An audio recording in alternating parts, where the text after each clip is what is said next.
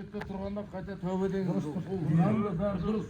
Ол жекешенің қолында кеткен, біреудің қолында кетеді, біреудің жолында кетеді. Ол белгілі ғой. Өмірде бір мықты болады, артынан сабыр. Толқыма өмір айтқан сөздердің бәрі дұрыс. Өте орынды. Бұл кісі крупный строитель ғой, крупный енді қайраткер ара. Дұрыс айтып olsun.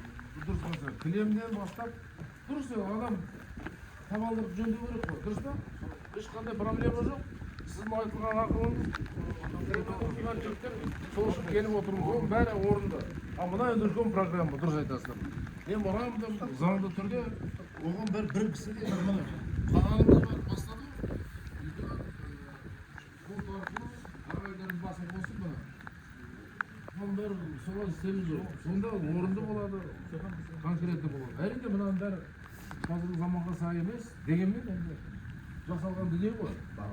Bu жерде тағы да Амалбекке бір нәрсе бар, мен осыған басқарғанда бұл жерде айқай-шудың басы сол жерде тұрған бір-екі кішігірім сейіттерде тұр. Бүкіл мәселенің барлығы таласып жүрген сейфтің кілті менде болу керек, сенде болу керек, менде болу керек, сенде. Сол шын ақша салам, ремонттайын деген ақшам сейфке таласпау керек. Ақша саласын да ремонттады бер, арғырап бұл акимат арғырап сейфіндегі алып, арғырап жаратып, соның айналасын сыпырап, тазалап, сол жердегі жұмысшылар ұстау керек, оның есебінен басқасы акимат оның арғы жұмысын жалғастыру керек. Бұл жерде көп жігіттердің бәрі арман жерді бізге алып, сейфтің егесі болуым керек дейді. Жерін аласың, мына Әділ ағам өте дұрыс айтады. Мемлекеттің есебінде тұру керек осы. Ертең бір үйін құрады 3 адам. Ертең 3 адам олық өмірден өтеді, сөйтеді оған неге болмай қалады. Қырғын болады одан кейін. Сол үшін жерді мемлекеттен жекеменшікке қандай қорға алу деген мүлдем дұрыс емес. Оны қорға, ипотека қорғалайын деп отқан жоқ. Сіз айтып отырсыз ғой, қазір біз жүйелендіріп жұмыс істеу үшін мына кім ақша бөліп жатқан жігіттер айтады, бізге дейді бір доғырға тұрмайды. Жоқ,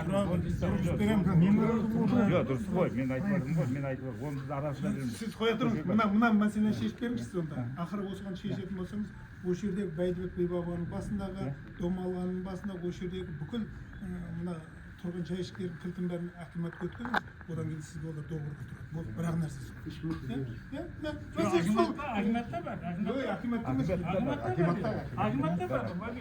Yok, қазір мына мемлекеттік қорда болғаннан кейін. Ал жүріңіздер.